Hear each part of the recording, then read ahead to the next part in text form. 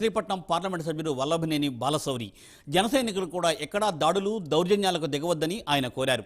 గత ప్రభుత్వంలో జనసైనికులను ఇబ్బందులకు గురి చేసిన వారిపై చట్ట ప్రకారం చర్యలు తీసుకుంటామని అన్నారు.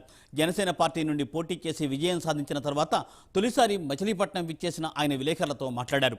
మచిలీపట్నం పార్లమెంటును అన్ని విధాలా అభివృద్ధిపరచడమే తమ లక్ష్యమని అన్నారు వల్లభనేని బాలశౌరి. నేను ఒక విజ్ఞప్తి చేస్తా ఉన్నాను. మన పద్ధతి వేరు, మన వ్యవహార శైలి వేరు.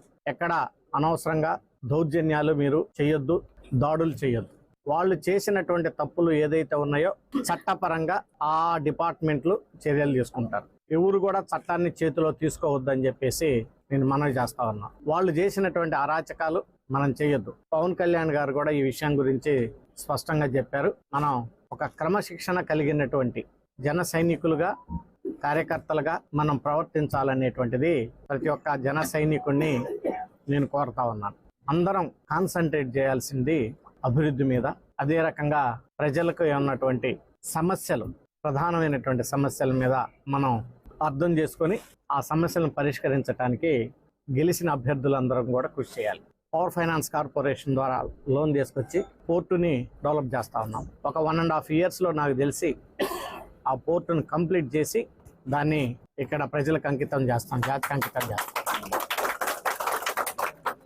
ఆ పోర్టు పక్కన ఉన్నటువంటిది దాదాపు 4-5 వేల ఎకరాల ల్యాండ్లో ఒక మంచి ఇండస్ట్రియల్ హబ్గా తయారు చేసి అనేక మందికి ఉపాధి అవకాశాలు కలిగే విధంగా ఒక చక్కటి ప్లాన్ తోటి నేను కృషి చేస్తాను. ఈ జన సైనికులందరికీ కూడా నేను ఒక విజ్ఞప్తి చేస్తా ఉన్నాను. మన పద్ధతి వేరు, మన వ్యవహార శైలి వేరు.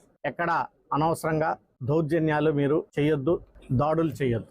వాళ్ళు చేసినటువంటి తప్పులు ఏదైతే ఉన్నాయో చట్టపరంగా ఆ